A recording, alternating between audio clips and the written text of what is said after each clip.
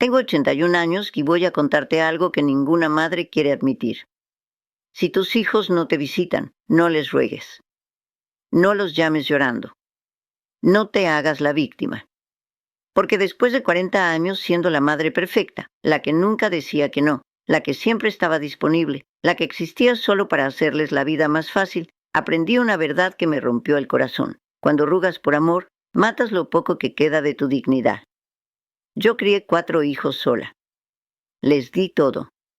Y un día me di cuenta de que me había convertido en la obligación que evitaban. Hasta que hice algo que me aterrorizó, dejé de llamarlos. Y lo que pasó después me enseñó la lección más dura de mi vida. Si alguna vez te has sentido invisible en tu propia familia, si has cronometrado las visitas de tus hijos, si has guardado comida que nadie viene a comer, quédate conmigo. Suscríbete porque voy a contarte cómo encontré mi paz. Y déjame un comentario si esto te suena familiar. Porque tal vez tú también necesitas escuchar que está bien dejar de esperar. Me llamo Carmen. Tengo 81 años. Y durante 40 de esos años, creí que era la madre perfecta. ¿Sabes qué significa eso? Significa que nunca dije que no. Nunca me quejé. Nunca pedí nada a cambio. Significa que me convertí en una sombra que existía solo para hacer la vida de mis hijos más fácil. Pero déjame contarte sobre el día que pensé que había ganado la lotería de la maternidad. Era mayo del 2010. Carlos, mi Benjamín, se graduaba de la universidad. Ingeniería, como su hermano Miguel. Yo estaba sentada en esa silla plegable de metal en el gimnasio, aplaudiendo hasta que me dolían las palmas. El lugar olía a cera de piso y a café aguado de máquinas expendedoras. A mi alrededor, familias enteras tomaban fotos. Padres, madres, abuelos, hermanos. Todos gritando nombres, todos llorando de felicidad. Yo estaba sola. Pero no me importó. ¿Sabes por qué? Porque pensé, lo hice. Crié 4 hijos sin su padre. Los saqué adelante yo solita y mira, son exitosos, educados, buenas personas. Carlos subió por su diploma con esa sonrisa que tenía desde niño. La misma sonrisa que ponía cuando le hacía sus empanadas favoritas. Y en ese momento, sentada en esa silla incómoda, me sentí como la mujer más poderosa del mundo. Había criado a mis hijos para que fueran independientes. Y funcionó. O eso creía. Los domingos eran mi día sagrado. Durante 15 años, ponía la mesa para 8 personas aunque sabía que tal vez vendrían 2. Tal vez 3 si tenía suerte. Empezaba a cocinar desde las 9 de la mañana. Arroz con pollo, como le gustaba a Ana. Frijoles negros para Miguel. Yuca frita porque a Sofía le recordaba su infancia. Y siempre, siempre, flan de coco para el postre. La cocina se llenaba de vapor. Yo limpiaba el mismo mostrador 17 veces mientras miraba por la ventana, esperando ver algún carro conocido en la entrada. El asado se secaba a las 3 de la tarde. Pero yo seguía esperando. Tal vez paren de camino a casa, me decía. Tal vez se les olvidó y vienen más tarde. Guardaba las sobras en el refrigerador, divididas en 4 recipientes. Uno para cada hijo, por si acaso. La mayoría de las veces, esos recipientes se echaban a perder ahí adentro. Pero cuando sí venían, todo valía la pena. Como esa tarde de agosto cuando Ana trajo a su hija mayor para que le enseñara a doblar sábanas. Estábamos en mi sala, las 3 generaciones de mujeres de mi familia, riéndonos porque las esquinas se torcían mal. Ana olía a ese perfume caro que usaba desde que consiguió trabajo en el banco. Se mezclaba con el aroma del suavizante de ropa. La luz de la tarde entraba por mis cortinas amarillas, haciendo que todo se viera dorado y permanente. Mi nieta tenía 8 años entonces. Me decía abuela Carmen y me pedía que le contara cuentos de cuando su mamá era pequeña. Así es como funciona, pensé mientras veía a Ana enseñarle a su hija lo que yo le había enseñado a ella. Les enseño, crecen, pero siempre regresan por más lecciones. Yo soy su puerto seguro. Era perfecto. Era como tenía que ser. O al menos, era como yo necesitaba que fuera. porque la verdad es que ya para entonces las visitas se estaban volviendo más cortas, las llamadas más rápidas. Y aunque yo no lo quería admitir, algo estaba cambiando. Algo que no podía controlar con comida casera ni con historias de su infancia. Algo que me iba a enseñar que el amor de una madre puede volverse invisible. El primer síntoma fue tan sutil que casi no lo noté. Miguel me llamaba todos los martes, religiosamente, durante años. Hablábamos de su trabajo, de los niños, de si había llovido mucho esa semana. Conversaciones normales de madre e hijo. Hasta que un martes me dijo, «Mamá, no puedo hablar ahora», y colgó antes de que pudiera contarle sobre los resultados de mi cita con el cardiólogo.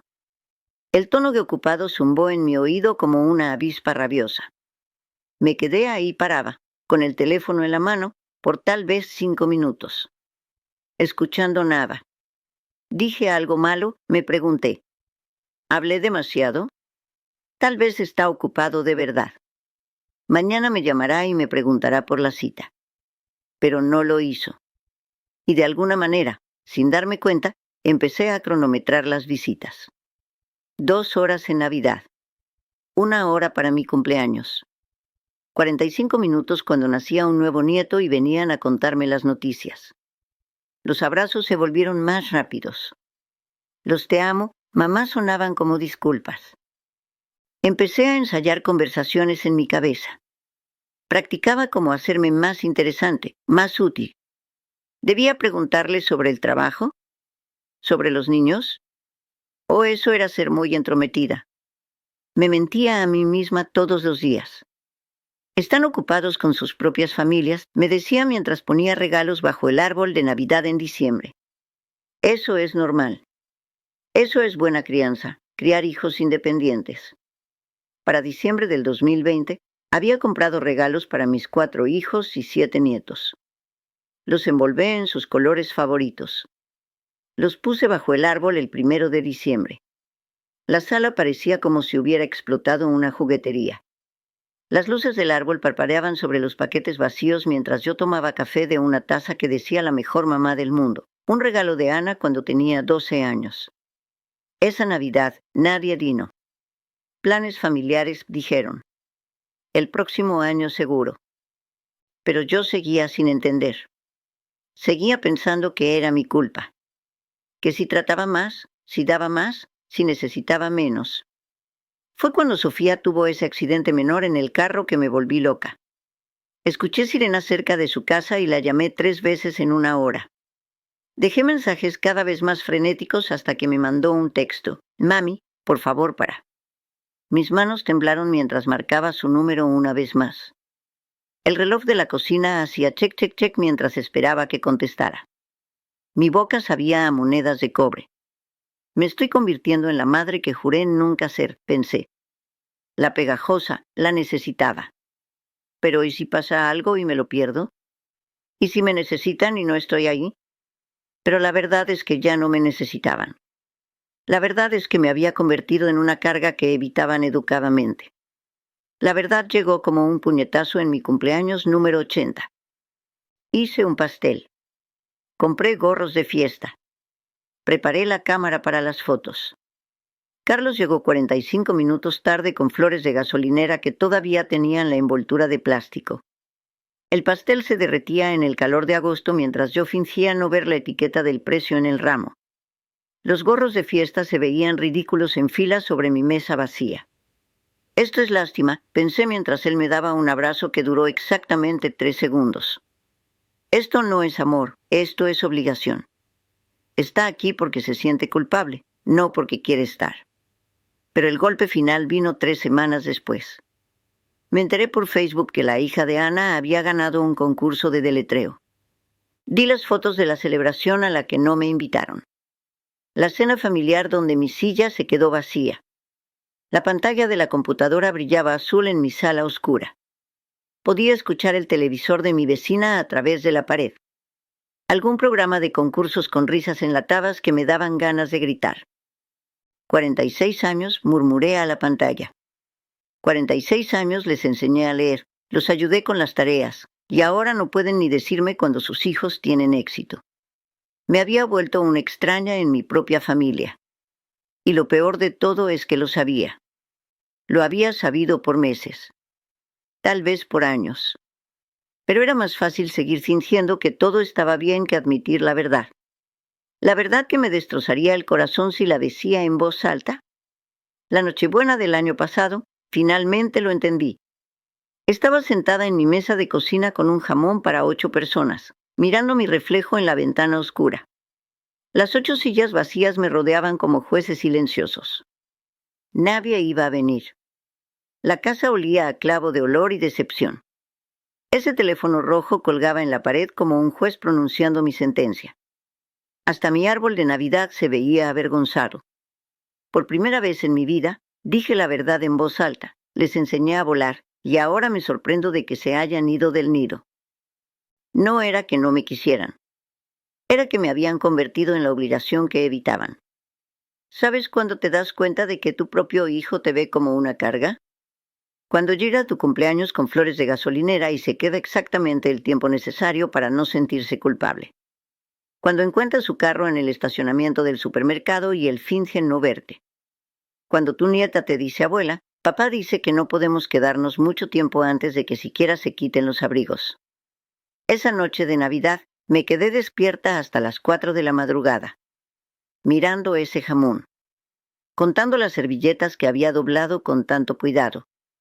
24 servilletas rojas para una cena que nunca pasó. Y entonces entendí algo que me rompió el alma. Yo había hecho esto. Yo les había enseñado que mamá siempre estaría ahí, que mamá nunca se quejaría, que mamá nunca tendría necesidades propias, que mamá existía solo para hacerles la vida más fácil. Les había enseñado a tomarme por sentado, y ellos habían aprendido la lección perfectamente. El 2 de enero, a las 6 de la mañana, me levanté en camisón y desconecté ese teléfono rojo. Lo arranqué de la pared con las 2 manos. El plástico hizo un pequeño ruido seco. El silencio después se sintió diferente, no vacío, sino limpio.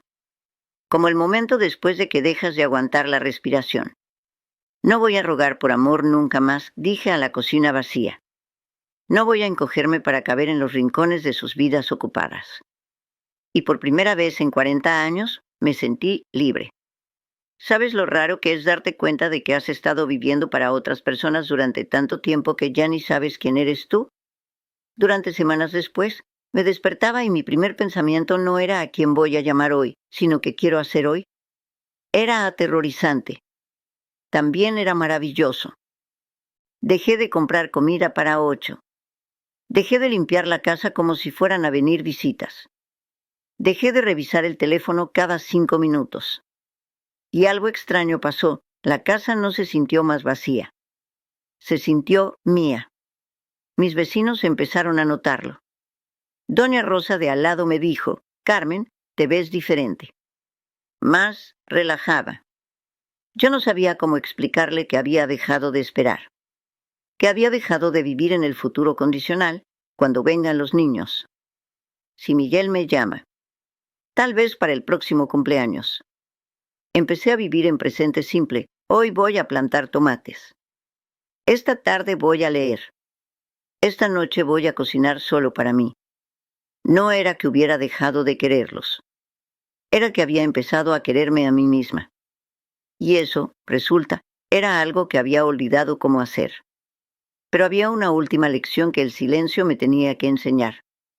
6 meses después, estaba plantando tomates en mi patio trasero cuando me di cuenta de algo extraordinario. No estaba pensando en quién me iba a ayudar a comerlos. Los estaba plantando solo por el gusto de ver algo crecer. La tierra se sentía fresca bajo mis uñas. Un cardenal se posó en mi cerca y cantó una sola nota clara. El sol me calentaba los hombros de una manera que se sintió como aprobación. Existo más allá de lo que ellos necesitan de mí, pensé mientras acomodaba las plantas pequeñitas en sus hoyos. Fui una persona completa antes de convertirme en su madre. Y sigo siendo completa ahora. ¿Sabes cuándo fue la última vez que hice algo solo porque me hacía feliz? No porque haría feliz a alguien más. No porque alguien me lo había pedido. Solo porque yo quería. No me acordaba. Pero ese día, plantando tomates para nadie más que para mí, lo recordé. Esta mañana, como todos los días desde enero, pulí ese teléfono rojo por costumbre, pero ya no con la esperanza de que suene. Lo miro como a un viejo amigo que me enseñó algo importante. La luz de la mañana le pega al plástico de una manera que lo hace ver casi transparente. Mi café sabe mejor cuando no estoy esperando interrupciones. La casa no se siente vacía, se siente mía. El amor no se mide por llamadas telefónicas o visitas. Los quise lo suficiente para dejarlos ir. Ahora me quiero lo suficiente para dejarlos quedarse lejos. Anoche, por primera vez en años, no soñé con ellos. Soñé conmigo misma a los 25 años, antes de que naciera Miguel. Estaba parada en una playa que nunca había visto, con un vestido amarillo que nunca tuve, riéndome de algo que no recordaba al despertar. Pero sí recordaba la sensación libertad. No la libertad de no tener responsabilidades. La libertad de recordar que tengo derecho a existir sin justificarme. Que tengo derecho a estar en paz sin sentirme culpable. Que tengo derecho a no ser la madre perfecta. Porque resulta que la madre perfecta es invisible. Y yo estoy demasiado vieja para seguir siendo invisible. Esta tarde voy a llamar a doña Rosa para preguntarle si quiere caminar al parque. No porque esté sola. No porque necesite compañía. Sino porque me gusta su risa y porque el parque está bonito en febrero. Y si alguno de mis hijos aparece por aquí, será bienvenido. Pero ya no los estoy esperando. Porque aprendí algo que me tomó 81 años entender. El amor verdadero no necesita audiencia. El amor verdadero no mantiene marcadores. Y el amor verdadero, el de verdad, verdad, empieza por casa. Por fin, después de toda una vida, estoy en casa conmigo misma. Y es suficiente. Es más que suficiente. Es todo lo que necesitaba.